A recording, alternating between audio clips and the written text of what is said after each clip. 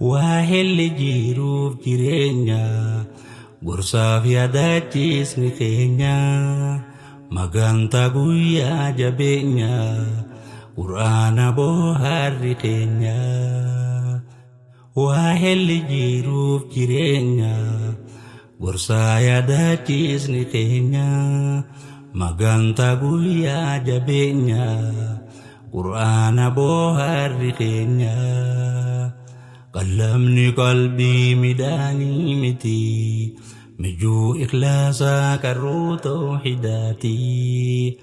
Qalamni qalbii midhaanii miti mijuu ikhlaasaa qarruu tawhiidaati.